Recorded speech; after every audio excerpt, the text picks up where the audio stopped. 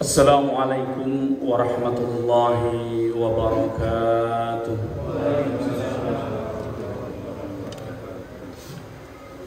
Allahu akbar, Allahu akbar, Allahu akbar.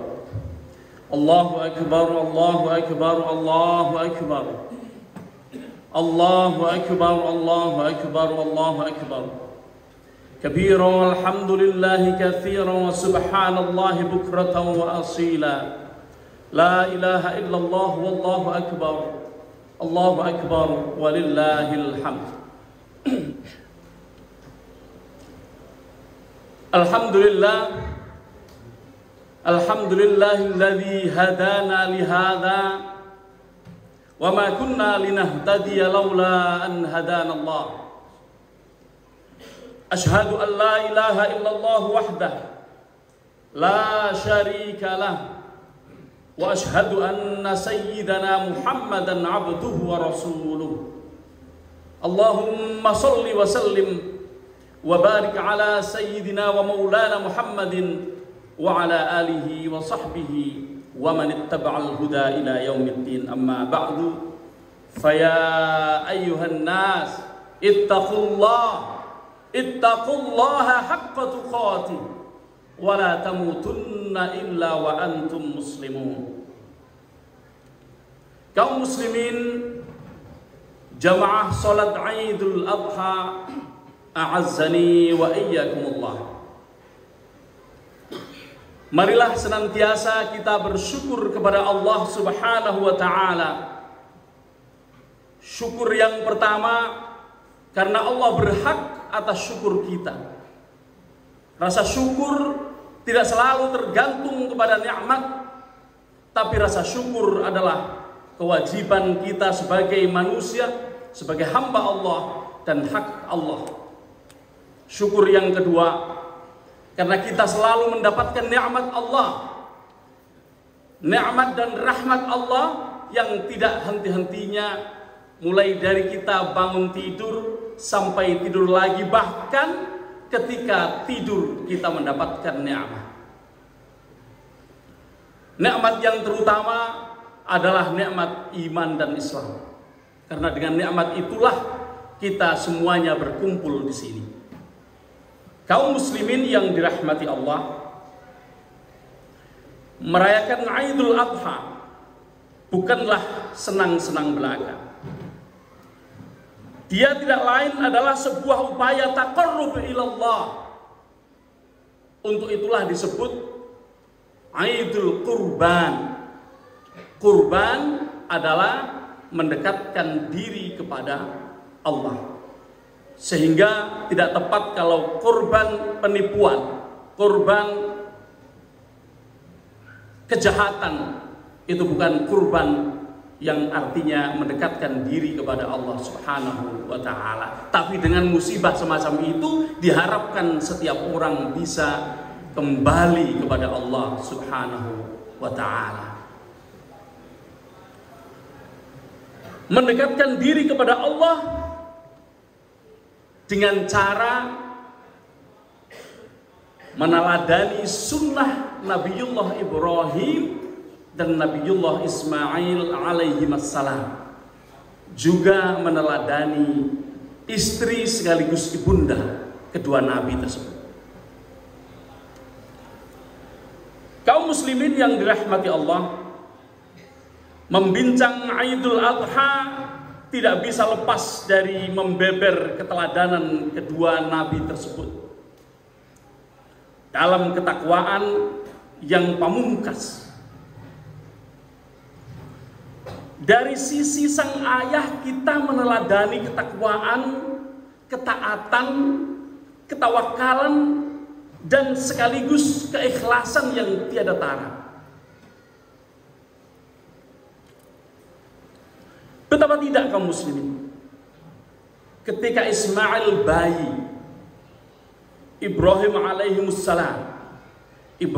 alaihissalam diperintahkan Allah untuk pergi mengembara dari Palestina, tempat beliau tinggal ketika itu, menuju sebuah padang tandus yang tidak ada apa-apa.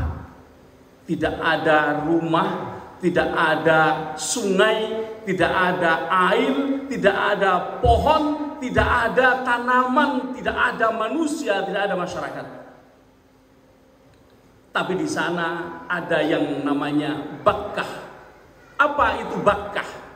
Bakkah adalah pondasi dari Ka'bah yang dulu didirikan oleh Nabi Adam dan putra beliau Nabi Syith alaihi wassalam.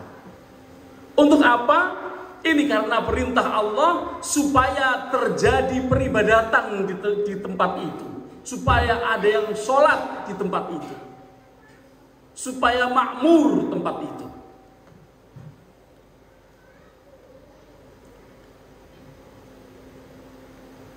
Kaum muslimin yang dirahmati Allah, ketika Nabiullah Ibrahim mengantarkan istri beliau dan anak beliau yang masih kecil ke tanah yang tidak ada apa-apanya kecuali Bakkah tersebut,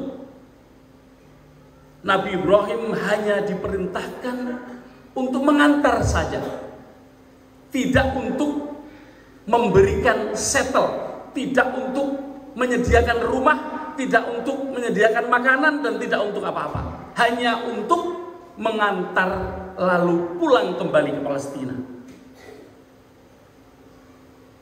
Kaum muslimin, bayangkan dua orang manusia, seorang ibu yang baru saja melahirkan dan seorang anak yang bahkan belum bisa apa-apa, ditinggal di padang yang begitu panas, tidak ada apa-apa. Tapi ini perintah Allah Subhanahu wa ta'ala yang harus dijalankan. Kita semuanya tidak akan mampu melaksanakannya. Seandainya kita diperintahkan untuk melakukan itu, tidak akan mampu. Tapi Nabi Ibrahim bukanlah manusia biasa.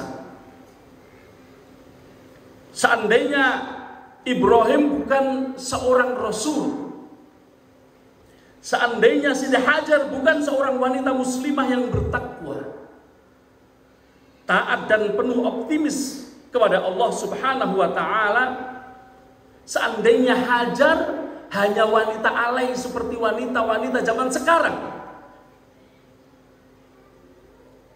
tentu tidak akan rela untuk ditinggal pergi begitu saja setelah diantar di tempat yang demikian. Kaum muslimin, sekali dua kali Sayyidah Hajar bertanya kepada Nabiullah Ibrahim, mengapa kamu tega meninggalkan kami di sini? Nabi Ibrahim tidak bisa menjawab apa-apa, kaum muslimin. Nabi Ibrahim hanya diam, beliau sambil menuntun unta melangkahkan kakinya kembali ke arah Palestina. Sampai ketika Allah memberikan ilham kepada Siti Hajar untuk menyampaikan sebuah pertanyaan. Siti Hajar bertanya seperti ini, apakah ini perintah Allah? Kaum muslimin, bahkan Nabi Ibrahim tidak menjawabnya dengan lisan. Nabi Ibrahim hanya mengangguk penuh keyakinan. Maka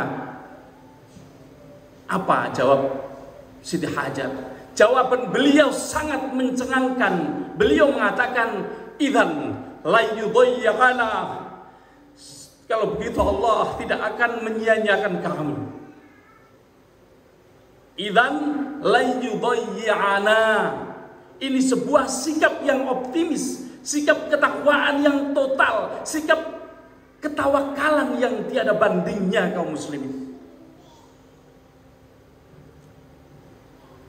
Di sisi lain, Nabiullah Ibrahim sambil meneteskan air mata di perjalanan, beliau berdoa, dan doa ini ditinta emaskan di dalam Al-Quran. Apa doa beliau? Ini sangat masyhur. Allah berfirman yang merupakan doa dari Ibrahim alaihissalam. A'udzu billahi minasyaitonir rajim. Rabbana inni askantu min dhurriyyati biwadin ghairi dhi zar'in 'inda baitikal muharram. Rabbana liyuqimus sholata faj'al af'idatan minan nasi tahwi ilaihim warzuqhum minats thamarati la'allahum yashkurun. Ya Tuhan kami, sesungguhnya aku telah menempatkan sebagian keturunanku di lembah yang tidak ada tanaman di sana, berada di sisi rumahmu yang dihormati, yakni Baitullah. Ya Tuhan kami, demikian itu kami lakukan agar mereka mulai mendirikan sholat. Maksudnya mendirikan sholat di tempat itu. Kalau di Palestina mereka biasa mendirikan sholat, tapi di tempat itu tidak pernah didirikan sholat, padahal tempat itu adalah masjid, di mana itu adalah Baitullah. Masjid artinya tempat sujud, tapi tidak ada manusianya. Maka Kanjeng Nabi Ibrahim berdoa supaya mereka mendirikan sholat di tempat itu. Maka jadikanlah hati manusia, hati dari sebagian manusia cenderung kepada mereka, dan anugerahilah mereka rizki dari buah-buahan. Catat ini kaum muslimin, catat. Berikanlah mereka rizki dari buah-buahan. Mudah-mudahan mereka bersyukur. Kaum muslimin yang dirahmati Allah, bayangkan dua orang ibu dan anak yang baru saja ibu itu melahirkan anaknya. Anaknya pun belum bisa apa-apa kecuali telentang di tanah. Di tanah karena tidak ada alas, tidak ada apa-apa, dan tanahnya panas, kaum muslimin.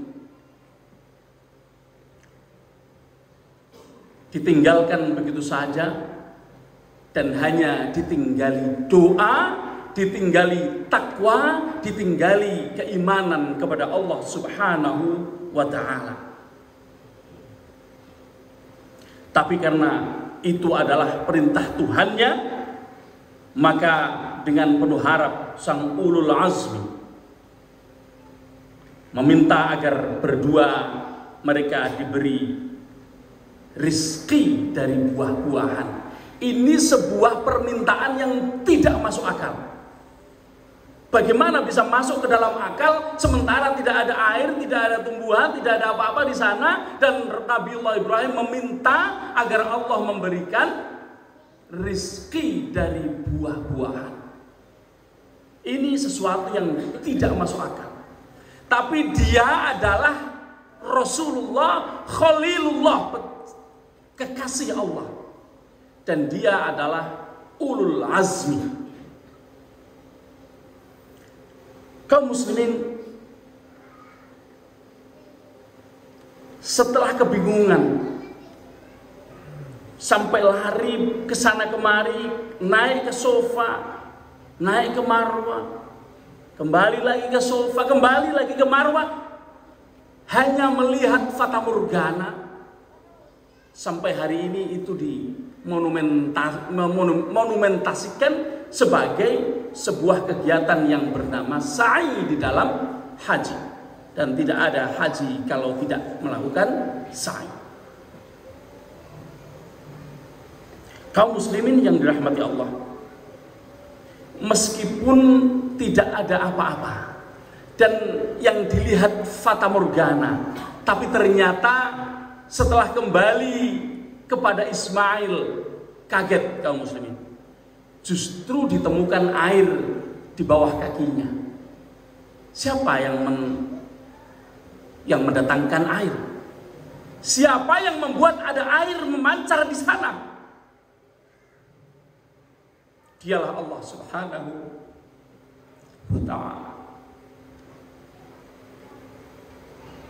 Entah kaki Nabiullah Ismail kecil, atau Allah menurunkan malaikat Jibril untuk melakukannya, tapi yang jelas muncul air di situ. Dan Siti Hajar kaum muslimin hanya seorang wanita, tidak bisa menggali sumur. Apa yang dia lakukannya? Supaya tidak terjadi banjir, supaya air tidak kemana-mana, karena itu adalah mata air yang cukup besar, maka dia mengumpulkan air itu dengan nambai di seluruh area. Kemudian dia berkata, dia ini bukan seorang Arab. Kita tahu semua bahwa Nabiullah Ibrahim itu berasal dari Mesopotamia, itu daerah Irak. Irak itu bukan Arab. Apa yang dikatakannya Zamzam, Zamzam, Zamzam, Zamzam. Artinya apa? Kumpullah, berkumpullah, supaya air itu berkumpul. Dan hari ini kaum muslimin, air itu bisa memberikan minum kepada manusia sejagat raya, siapapun yang ada di sana, tidak ada kurangnya. Kaum muslimin, ini sebuah pelajaran yang sangat menyentuh hati. Dua orang yang kebingungan, tapi karena tawakal yang luar biasa, Allah memberikan jalan keluar. Makanya wa may yattaqillah yaj'al lahu makhraja wa yarzuqhu min haitsu la yahtasib. Tidak disangka-sangka rezeki ini. Rezeki berupa air, di mana dari air itulah muncul kehidupan. Karena kaum muslimin, pada tataran berikutnya, ketika ada air di padang pasir, maka ada burung yang muter-muter di atasnya karena mencari air, kaum muslimin.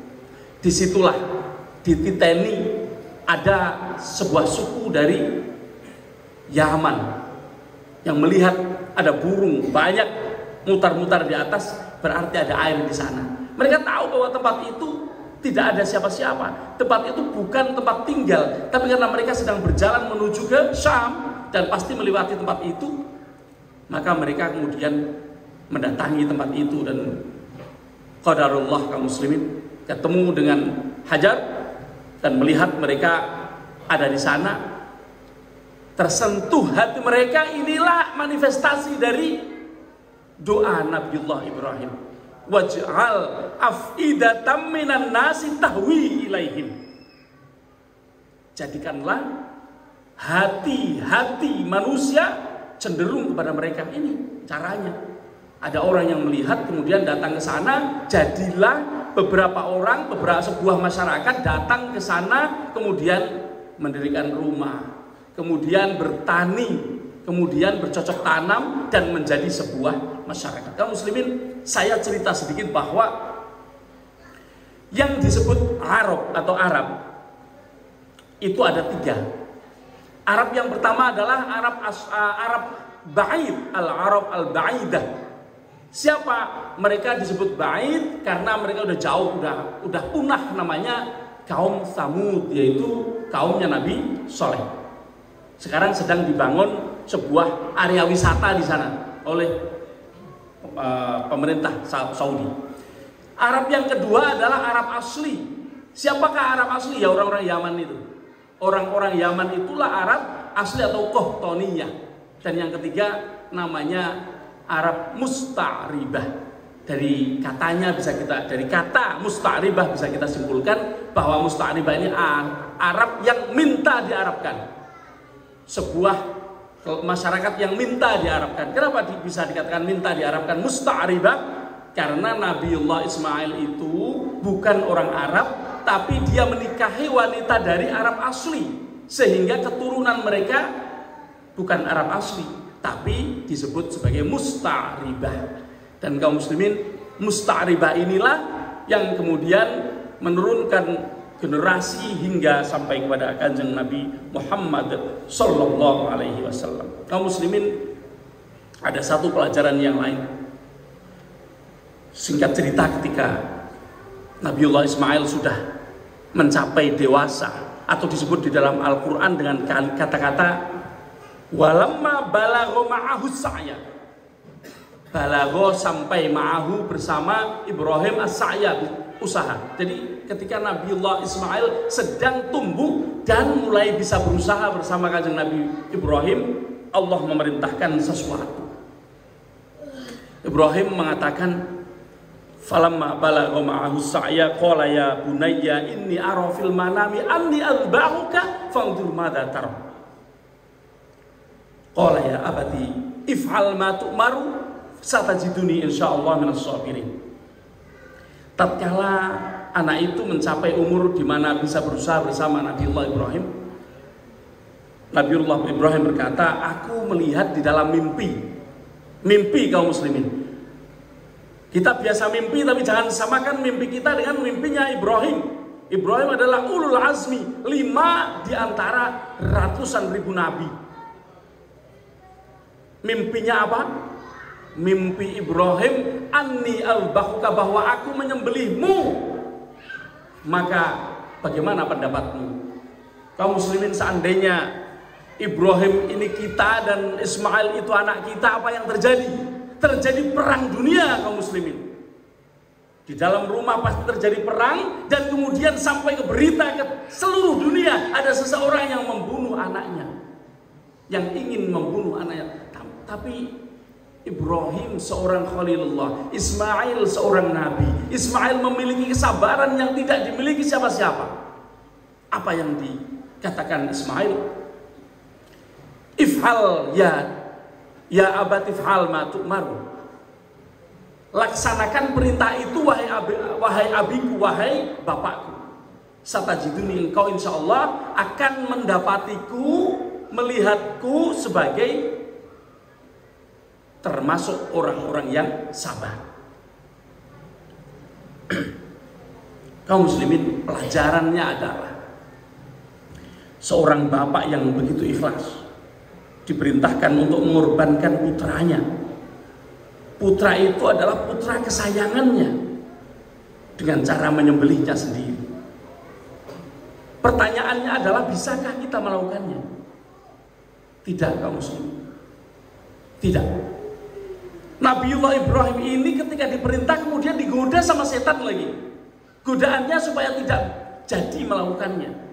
Tapi Nabiullah Ibrahim punya ketabahan yang kuat sehingga setan itu justru dilempar. Kalau kita, setan itu yang kita ikuti. Na'udzubillahi min dzalik. Kaum muslimin, mimpi Nabiullah Ibrahim adalah wahyu, maka dilaksanakanlah. Tapi ketika bendone sedang diangkat, Allah menghentikannya. Allah menyuruh Jibril alaihissalam untuk menghentikannya dan menggantikannya dengan bidhibhin azim. Ingat ini satu hal, bidhibhin azim, dengan sembelihan yang azim. Itu nggak cuma besar kaum muslimin, azim itu lebih dari kabir. Azim itu ya besar, ya gemuk, ya mahal, pokoknya lebih dari besar. Kalau besar kurus gak ada artinya. Ini besar ya gemuk ya mahal. Kalau kambing domba Garut itu ya besar ya gemuk ya mahal ya juara ya susah dinilai. Seperti itulah yang diberikan oleh Allah Subhanahu wa taala sebagai ganti dari Nabiullah Ismail. Nabiullah Ismail tidak jadi disembelih sehingga beliau tetap hidup, dan kurban, wasilah dari mendekatkan diri itu kemudian berubah menjadi kambing domba kaum muslimin. Apa yang bisa kita ambil di sini? Kalau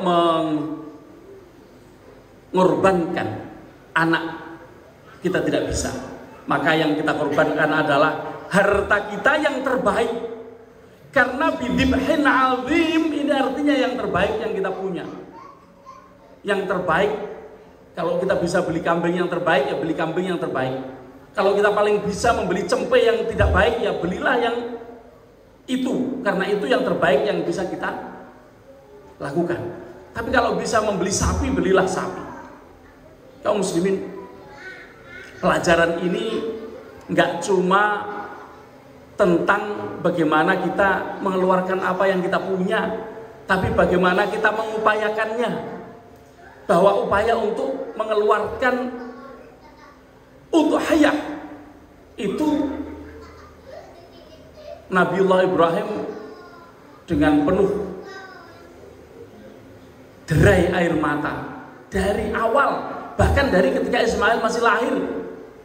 Air mata Ibrahim tidak henti-hentinya. Dan kaum muslimin, jangan sampai kita tidak bisa meneladani ini. Karena ini adalah sebuah pelajaran yang setiap tahun kita mendengarkan, tapi apakah kita bisa melaksanakannya? Dan sebanyak apa kita bisa meneladani sunnah Nabiullah Ibrahim dan Nabiullah Ismail alaihi wassalam. Dan jangan lupa yang kita teladani tidak hanya dua nabi, tapi ibunya Ismail juga harus diteladani oleh para wanita di belakang sana. Ketawakalan beliau, optimisme kepada Allah Subhanahu wa taala membuat dunia sekarang melihat tempat itu sebagai tempat yang paling terbaik di seluruh jagat raya. Itu siapa?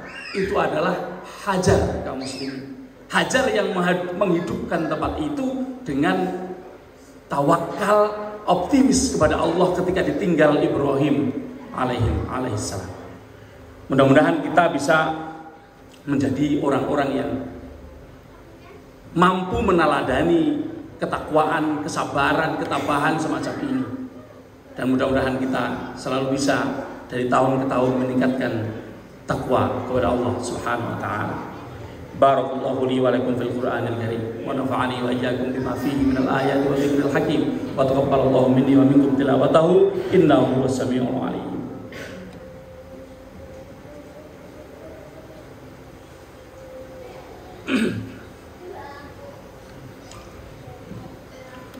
Alhamdulillahilladzi anzala ala 'abdihi al-kitaba wa lam yaj'al lahu 'iwaja qayyiman.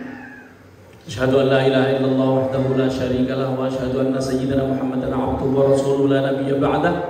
Allahumma shalli wa sallim wa barik ala sayyidina Muhammadin wa ala alihi wa sahbihi wa man ittaba'al huda ila yaumiddin, amma ba'du. Fa ya ibadallah, usikum wa iyaya nafsi bi taqwallahi wa ta'atihi faqad fazal muttaqun.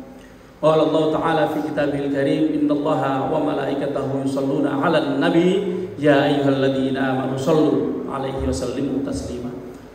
Allahumma shalli 'ala sayyidina Muhammadin wa 'ala ali sayyidina Muhammad kama shallaita 'ala sayyidina Ibrahim wa 'ala ali sayyidina Ibrahim wa barik 'ala sayyidina Muhammadin wa 'ala ali sayyidina Muhammad kama barakta 'ala sayyidina Ibrahim wa 'ala ali sayyidina Ibrahim fil 'alamin innaka Hamidum Majid. Allahumma ighfir lil muslimina wal muslimat wal mu'minina wal mu'minat al ahya'i minhum wal amwat innaka sami'un qaribun mujibud da'awat wa qadiyal hajat. Allahumma la tada' lana fi majlisina hadha dhanban illa ghafarta wa la 'aiban illa satarta wa la hajatan min hawaijid dunya wal akhirah illa qadaitaha.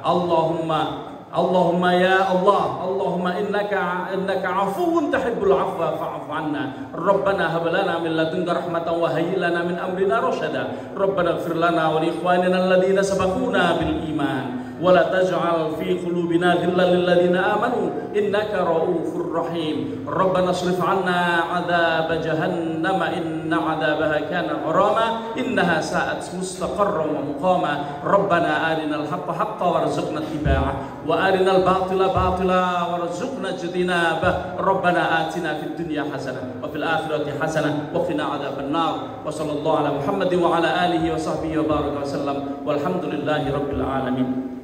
Assalamualaikum warahmatullahi wabarakatuh.